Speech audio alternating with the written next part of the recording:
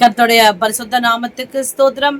பிரியமானவர்களே, இந்த 245ஆம் நாளுக்கான விசுவாச அறிக்கை, அது எரேமியாவின் புத்தகம் 46ஆம் அதிகாரம் 27ஆம் வசனம். என் தாசனாகிய யாக்கோபே, நீ பயப்படாதே, இஸ்ரவேலே நீ கலங்காதே.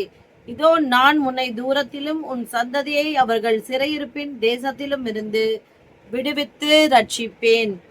அப்பொழுது யாக்கோபு திரும்பி வந்து அமைதியோடும் சாங்கோபத்தோடும் இருப்பான், அவனை தத்தளிக்க பண்ணுவார் இல்லை. ஆமென். பிரியமானவர்களே, ஆண்டவரை நேசிக்கிற நமக்கு எப்படிப்பட்ட ஒரு பாதுகாப்பு பார்த்தீங்களா? எதை குறித்தும் நீங்க கவலைப்படாதீங்க, பயப்படாதீங்கன்னு ஆண்டவர் சொல்றாரு. அது மட்டும் இல்லாம உங்க பிள்ளைங்க எப்படிப்பட்ட பாவ சிறையிருப்பில் இருந்தாலும் அவர்களை நான் திருப்பி கொண்டு வருவேன் என்ற எந்த விதமான சிறையிருப்பா இருந்தாலும் அவங்கள நான் திருப்பி கொண்டு வந்து அவர்களை விடுவித்து ரட்சிப்பேன் என்று சொல்லியிருக்கிறார். பிள்ளைகளை குறித்து நீங்க அநேக கவலைகள் கொண்டு இருக்கிறீங்க இல்லையா?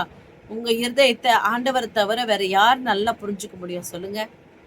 பிள்ளைங்களை குறித்து நினைச்சு கவலைப்படுறதும் அழறதும் ஜெபிக்கிறதுமா எவ்வளோ தாய்மார்கள் இருக்கீங்க.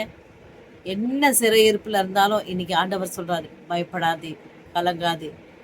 உன் பிள்ளைகளை சிறையிருப்பிலிருந்து நான் கொண்டு வந்து விடுவிப்பேன் என்று சொல்லுகிறார். அவங்க சிறையிருப்பிலிருந்து வந்துட்டாங்கன்றதுக்கான அடையாளம் என்ன தெரியுங்களா? உங்க குடும்பத்துல மகிழ்ச்சியும் சமாதானம் தங்கி இருக்கும்.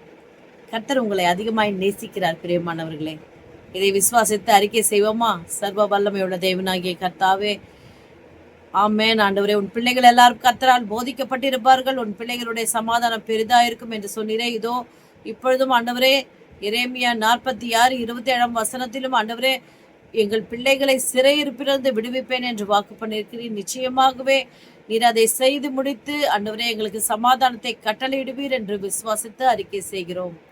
ஆமென். விசுவாச அறிக்கை செய்ய கர்த்தர் நிச்சயமாக எல்லா சிறையிருப்பிலிருந்தும் கட்டுகளிலிருந்தும் விடுதலை செய்வார். God bless you.